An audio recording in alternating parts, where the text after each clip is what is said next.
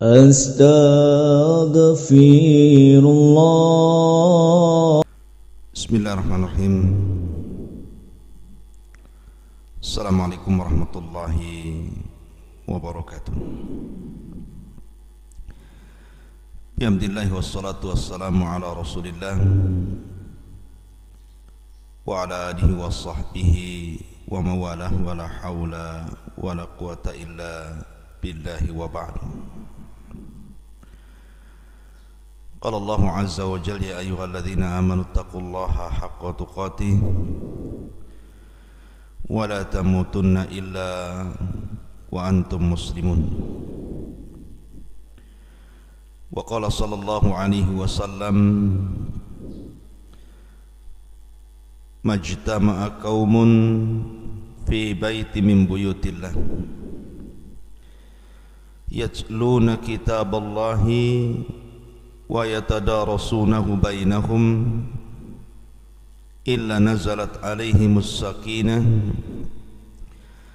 wa ghashiyatuhumur rahmah wa haffathumul malaikah wa dzakarallahu fi man indah. Amma ba'du, ma'asyiral muslimin yang dimuliakan Allah Subhanahu wa taala. Alhamdulillah, di pagi hari ini dengan izin Allah Subhanahu wa taala kembali kita bisa duduk bermajlis ilmu dari Masjid Tahfidz Al-Quran Jabal Uhud Al-Islami Tiban Batam. Dan pembahasan di pagi hari ini kita akan menceritakan tentang kesabaran dua wanita penghuni surga. Siapa dia? Yang pertama Khadijah bintu Khuwailid, dan yang kedua Ummu Sulaim atau dikenal dengan Rumaisah bintu Milhan. Siapakah dua sosok wanita penghuni surga ini? Ma'asyiral muslimin yang dimuliakan Allah Subhanahu wa taala, yang pertama kita akan sedikit kisahkan tentang Khadijah.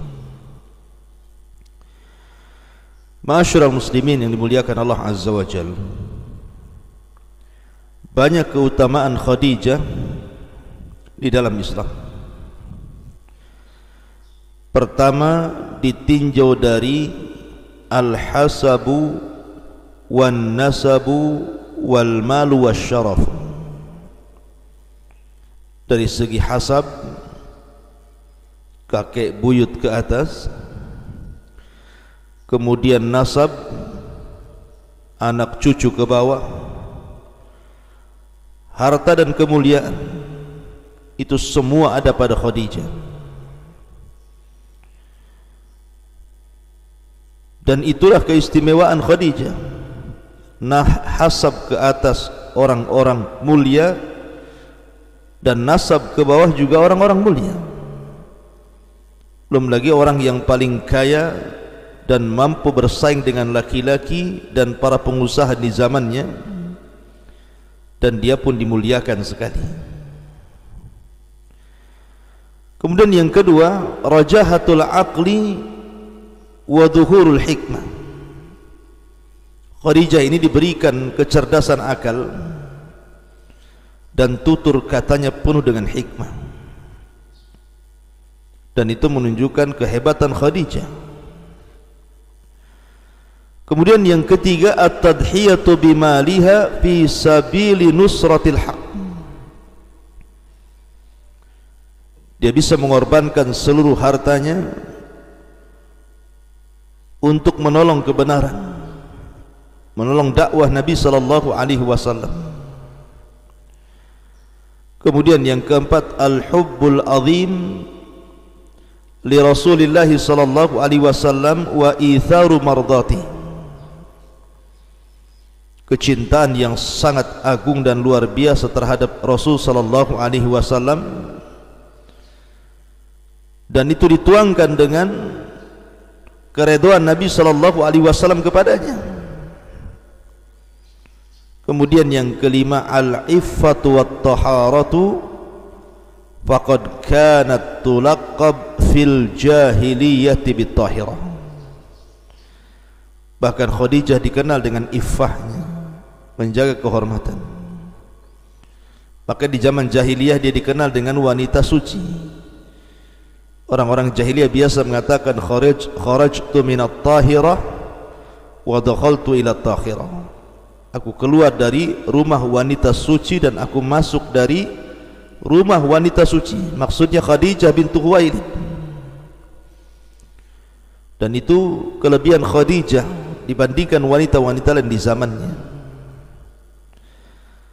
Apalagi Khadijah ini wanita yang pertama kali membenarkan nubuah Rasul secara mutlak. Dan ini bisa menjangkau seluruh kalangan para sahabat dari kalangan laki-laki. Dia wanita yang pertama beriman yang menjangkau seluruh kaum laki-laki. Kemudian juga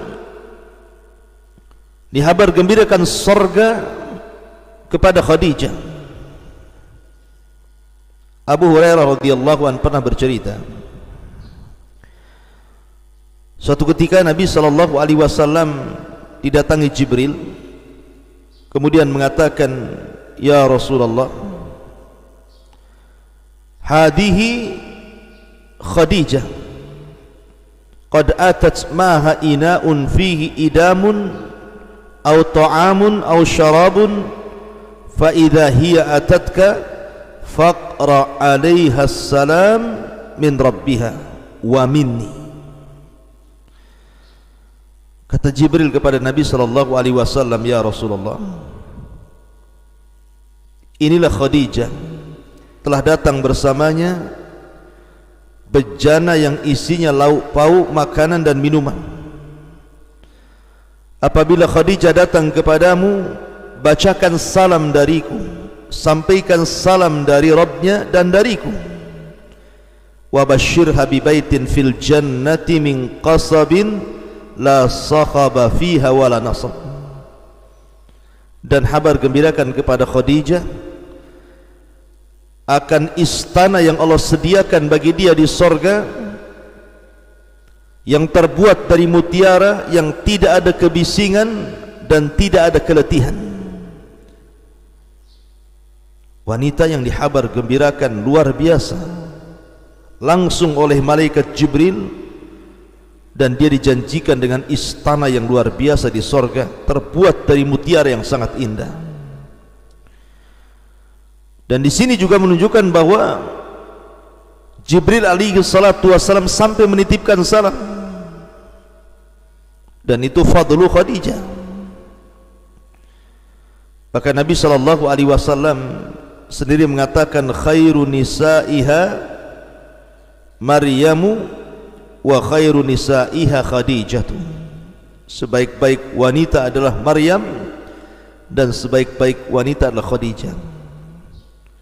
Dalam riwayat, 4 wanita terbaik dunia adalah Asia bintu Muzahim, kemudian Maryam bintu Imran, kemudian Khadijah bintu Khuwailid, dan Fatimah bintu Rasulullah sallallahu alaihi wasallam.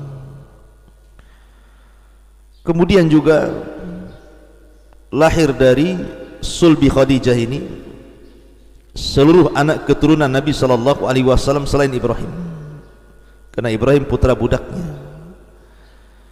Artinya bahwa keberlangsungan keturunan Nabi sallallahu alaihi wasallam sampai hari ini, bahkan sampai kiamat dibangkitkan, tidak ada dari jalur istri-istri selain Khadijah.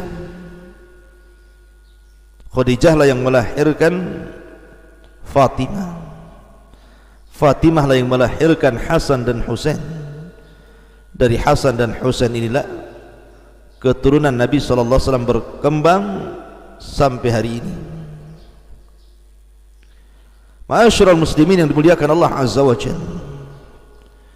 Dan kebaikan Khadijah kepada Nabi SAW tidak diragukan lagi. Al jazaa'ul ihsan illa al ihsan.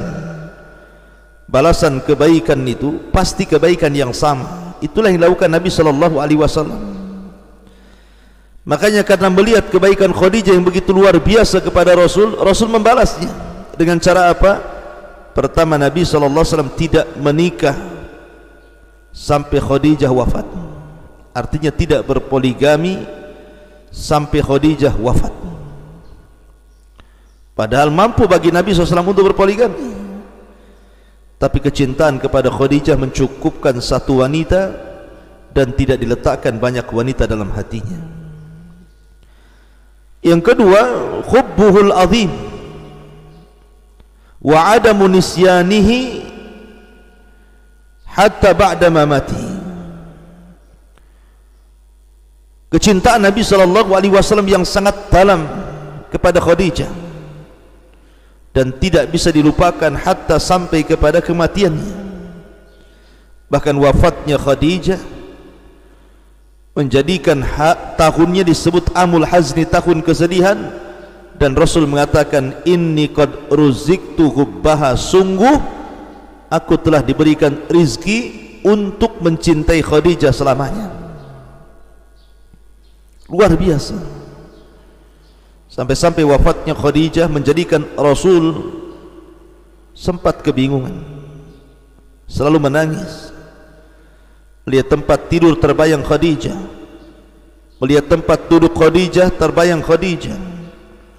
Bahkan sampai Khalah bintu Khuwailid, saudari daripada Khadijah, mengetuk pintu disangka istrinya Khadijah, padahal sudah wafat. Bahkan selalu memuji Khadijah di hadapan istri-istrinya yang lainnya, sampai memicu kecemburuan Aisyah radhiyallahu anha. Tetapi Nabi SAW menjelaskan betapa cintanya dia kepada Khadijah karena ada alasan. Dia orang yang pertama beriman di saat manusia kufur.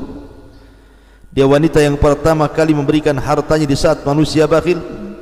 Dia pertama wanita yang membenarkannya di saat manusia mendustakannya, dan dari sulbinya lahirlah keturunannya. Dan itu tidak ada pada wanita yang lain. Ma'asyiral muslimin yang dimuliakan Allah Subhanahu wa taala, itulah Khadijah. Lalu yang ingin saya ceritakan dari sisi Khadijah ini, saya tidak hendak menjelaskan biografi terlampau panjang, terlampau banyak yang diceritakan. Saya ingin bercerita dari sisi kesabaran Khadijah, satu akhlak dari sekian akhlak yang dimiliki oleh Khadijah, kesabaran. Karena sungguhnya akhlak sabar itu akhlak yang sangat mulia. Wa basyiris sabirin, berbahagialah bagi orang-orang yang sabar. Innama yuwaffas sabiruna ajrahum bighairi hisab. Allah akan memberikan balasan kepada orang-orang yang sabar itu tanpa batas. Makanya akhlak ini yang sangat menonjol dari Khadijah. Ketika Nabi SAW pulang dari Gua Hira dan ketakutan karena melihat malaikat Jibril dalam bentuk aslinya,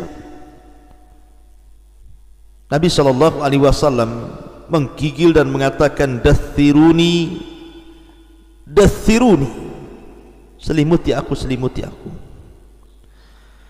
Maka Khadijah pun berusaha menyelimuti Rasul dengan sabarnya. Khadijah menghibur Rasul dan mengatakan,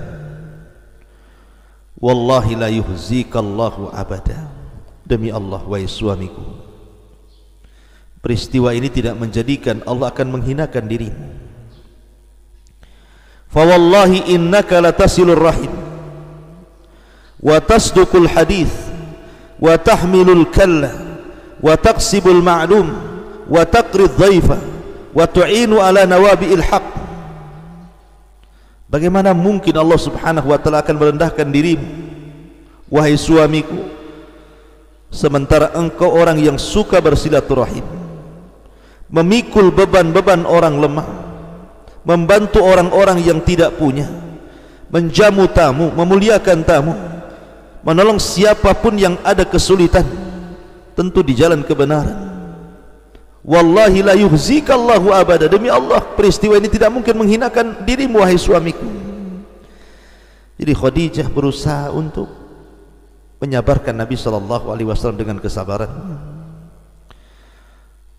Tetapi Khadijah tidak cukup hanya sekedar menghibur, dia pun mencari solusi. Diajaknya Nabi SAW kepada saudaranya Waraqah ibn Naufal. Kemudian ditanyakan soal peristiwa yang dialami suaminya Nabi SAW. Rupanya Waraqah ibn Naufal tiba-tiba mengatakan bahwa makhluk yang bersayap yang menjumpai suamimu adalah namus, dan namus itu pernah turun kepada Musa dan Isa, artinya suamimu akan menjadi nabi. Kalau seandainya dia mulai berdakwah kemudian kaumnya mengusirnya dan aku masih hidup, tentu aku yang akan menghadapinya. Ma'asyiral muslimin yang dimuliakan Allah Subhanahu wa taala, inilah bentuk kesabaran Khadijah merawat suaminya. Bahkan suatu ketika orang-orang Quraisy mulai geram dengan Bani Hashim karena tidak mau menyerahkan Rasul sallallahu alaihi wasallam kepada mereka,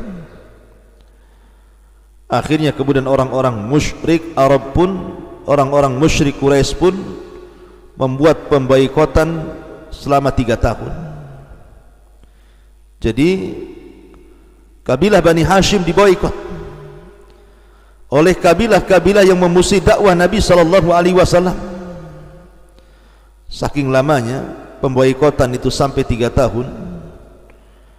Akhirnya kemudian kaum muslimin mereka kelaparan, bahkan sebagian mereka memakan dedaunan karena tidak ada pasokan makanan yang masuk keluar ke Bani Hashim karena diboikot oleh orang-orang Quraisy kala itu, sehingga tidak ada pasokan makanan yang masuk. Disinilah tampil Khadijah bintu Khuwailid. Akhirnya ketika dia mendengar bahwa suaminya dan juga orang-orang Bani Hashim yang diboikot oleh orang-orang Quraisy yang lainnya mereka mengalami kelaparan, maka Khadijah menghabiskan seluruh hartanya, kemudian berhubungan dengan putra pamannya dan juga putra bibinya untuk membawa makanan sebanyak-banyaknya ke Bani Hashim, sehingga mereka pun bisa memakan dan bertahan hidup untuk memperjuangkan agama Nabi sallallahu alaihi wasallam. Dan itu luar biasa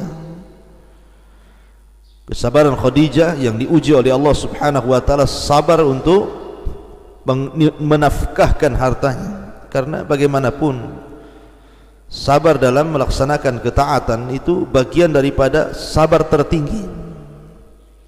Dan Khadijah sudah memberikan contoh bagaimana sabar melaksanakan ketaatan kepada Allah Azza wa Jalla.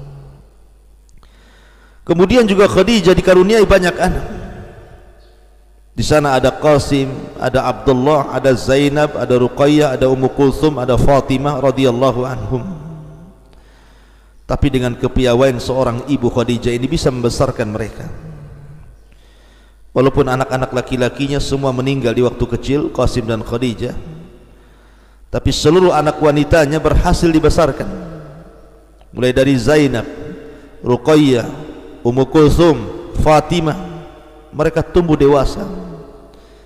Bahkan menyaksikan pernikahan Zainab dengan putra Abu Lahab, begitu juga Ruqayyah menyaksikan Khadijah bagaimana menikahnya Ruqayyah dengan salah satu putra Abi Lahab, Utbah dan Utaibah. Tapi kemudian ketika Nabi SAW diangkat menjadi Nabi dan Rasul, terjadi permusuhan antara Rasul dan Abu Lahab. Maka dalam bentuk permusuhan Abu Lahab kepada Rasul, memerintahkan agar anak-anaknya Utbah dan Utaibah menceraikan 2 putri Nabi SAW. Subhanallah, Allah takdirkan keduanya belum digauli walaupun sudah dinikahi. Akhirnya Utbah dan Utaibah pun mengikuti kemauan bapaknya, diceraikan 2 putri Nabi SAW untuk menyakiti Nabi SAW. Akhirnya kembali ke rumah ibundanya Khadijah. Dengan sabarnya Khadijah tetap merawat mereka. walaupun ketika itu di ujung hayatnya Khadijah sudah tidak kaya lagi, karena kekayaannya sudah habis oleh Nabi SAW digunakan di jalan Allah Subhanahu wa ta'ala, di jalan dakwah, dan dia harus sabar menanggung kefakiran dan masalah-masalah yang dihadapi karena melewati dakwah Nabi SAW yang penuh dengan tantangan dan rintangan, tapi dia bisa menghadapinya. Dan dia orang yang paling berjasa di dalam menyabarkan, memberikan semangat kepada hati Nabi SAW. Kalau bukan karena Allah Subhanahu wa ta'ala, kemudian Khadijah bintu Khuwailid, tentu Nabi SAW akan lebih banyak lagi tantangan. Tapi Khadijah minimalnya meringankan beban dakwah Rasul dengan memberikan seluruh hartanya untuk digunakan di jalan dakwah. Itulah wanita yang tidak pernah menyakiti Rasul, tidak pernah mengucapkan satu kata pun kepada Nabi SAW yang menyakitkan hati Rasul. Sampai-sampai Nabi SAW mengatakan, wa basyirha bi baitin fil jannati min qasabin la sakhaba fiha wala nasab. Khadijah sudah layak mendapatkan surga dari mutiara, di mana surga itu tidak ada kebisingan, karena memang dia tidak pernah membuat bising Rasul, dan juga keletihan karena hidupnya bersemangat untuk berdakwah bersama Nabi SAW, suami tercintanya.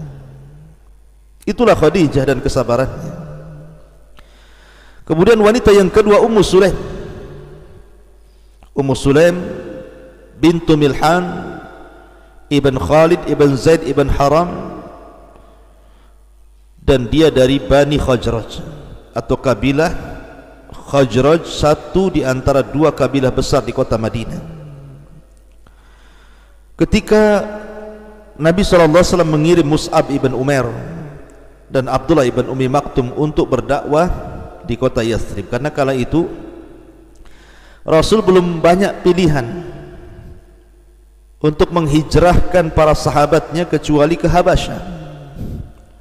Kan di sana ada Malikun Adil la yadlim ahada, raja yang adil yang tidak mendolimi siapapun.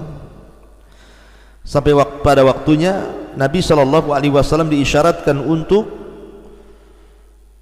mengutus utusan berdakwah di kota Yathrib yang belakangan disebut dengan Madinah. Diutuslah Mus'ab bin Umair dan Abdullah ibn Ummi Maktum untuk datang ke kota Yathrib. Subhanallah, Allah takdirkan banyak orang-orang Yathrib yang masuk Islam karena kelembutan dakwah Mus'ab bin Umair ini. Salah satunya adalah Ummu Sulaim bintu Milhan. Dialah salah satu wanita yang beriman di permulaan dakwah para sahabat Nabi SAW yang ketika itu diutus Rasul ke kota Madinah. Artinya Ummu Sulaim termasuk awail, termasuk orang-orang awal dari kalangan Ansar, wanita yang masuk Islam. Tapi suaminya Allah Subhanahu wa ta'ala takdirkan tidak masuk Islam. Ummu Sulaim ini punya suami tidak masuk Islam, Malik ibn Nadhr. Justru ketika kemudian Ummu Sulaim ini masuk Islam, dan kita tahu bahwa kecintaan Ummu Sulaim kepada Malik ibn Nadhr suaminya ini luar biasa, luar biasa sangat cintanya kepada suami. Tapi ketika kemudian dihadapkan lebih cinta mana antara suami ataukah Islam, maka Ummu Sulaim lebih memilih Islam. Dia kalahkan kecintaan kepada suaminya dengan kecintaan kepada hidayah. Makanya ketika Anas ibn Malik, anaknya yang masih bayi, dalam pangkuan Ummu Sulaim selalu mentalkilkan 2 kalimat syahadat, dan itu membuat jengkel suaminya. Akhirnya suaminya bersumpah untuk tidak mau satu atap dengan istrinya. Dia pun berangkat berniaga menuju Syam, tapi Allah takdirkan meninggal tengah jalan. Maka Ummu Sulaim pun menjanda dengan memiliki satu putra, Anas ibn Malik ibn Nadhr radhiyallahu anhu. Ma'asyiral muslimin yang dimuliakan Allah Subhanahu wa taala, ketika dia sudah menjanda dan sudah hilang masa idahnya, banyak para sahabat yang melirik dia. Bahkan bukan hanya sahabat, orang-orang di luar dari Islam pun seperti Abu Talha ketika itu belum masuk Islam, sangat ingin dengan Ummu Sulaim ini, menikah dengan Ummu Sulaim, tapi ditolaknya oleh Ummu Sulaim karena dia masih musyrik. Sampai pada waktunya ketika datang Abu Talha radhiyallahu an yang masih musyrik kepada Ummu Sulaim memberikan nasihat dan mengatakan, siapa wanita yang akan menolakmu wahai Abu Talha? Kau ini seorang pejabat, orang kaya, orang tampan, pemberani, apalagi. Tetapi bagi diriku bukan itu kemuliaan, karena engkau belum mulia di mata diriku sampai engkau mengucapkan 2 kalimat syahadat dan meninggalkan seluruh berhala yang kau sembah. Rupanya ucapan Ummu Sulaim ini terngiang dalam otaknya Abu Talha ini, sampai akhirnya dia pun istikharah dan Allah berikan hidayah. Akhirnya dia masuk Islam karena dorongan ingin menikahi Ummu Sulaim, dan syarat maharnya adalah keislaman. Masuk Islamnya Abu Talha radhiyallahu an dan berhasil menikahi Ummu Sulaim. Setelah kemudian Ummu Sulaim menikah dengan Abu Talha, banyak kisah-kisah yang luar biasa yang dikisahkan para ulama sejarah tentang hubung kait antara suami istri.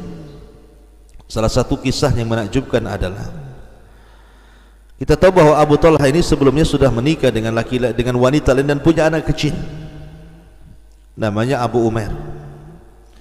Anak ini sangat dicintai oleh Abu Talha sehingga ketika menikah dengan Ummu Sulaim, maka Ummu Sulaim sangat merawat Abu Umair ini untuk mendapatkan kecintaan suaminya Abu Talha radhiyallahu anhu.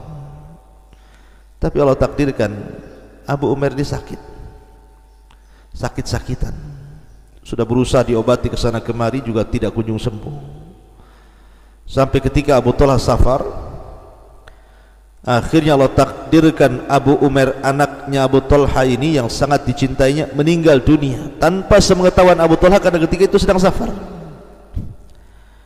Akhirnya ketika di hari meninggalnya putranya Abu Talha, Abu Umair ini, satu keluarga Abu Talha menangis, kerabat-kerabatnya, bibi-bibinya dan begitu seterusnya. Maka ketika itu Ummu Sulaim mengancam mereka agar siapapun yang menangisi kematian Abu Umair putranya Abu Talha ini untuk keluar dari rumah.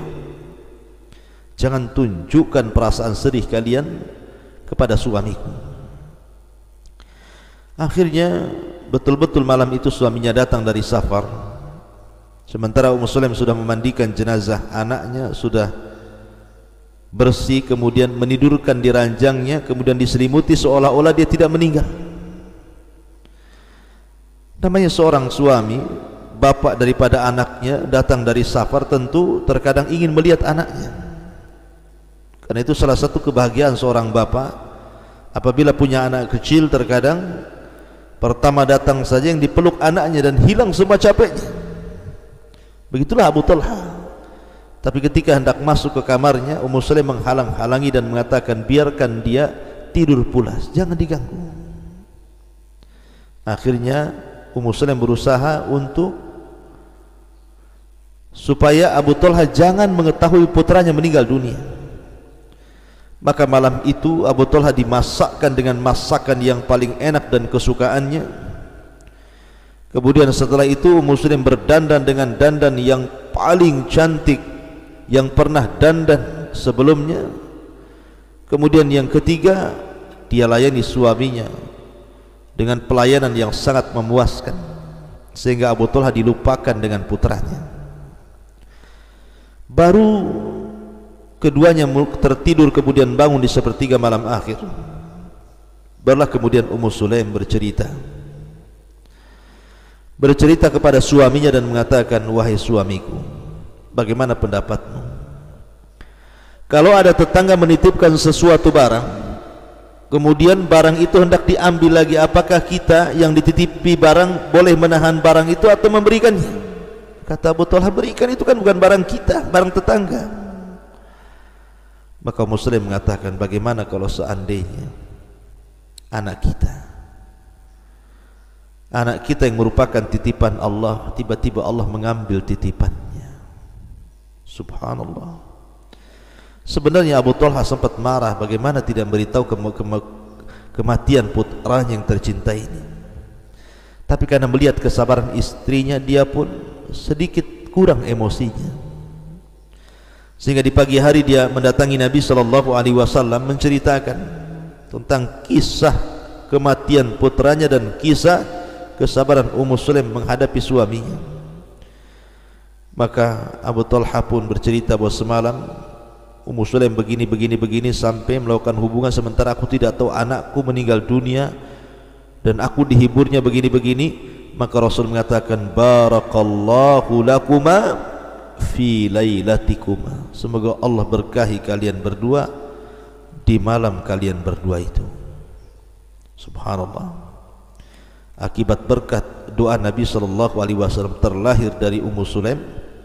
Setelah itu bersama Abu Talha keturunan yang hebat, yang diberkahi Allah Azza wa Jal, pejuang agama, pejuang Quran, dan begitu seterusnya.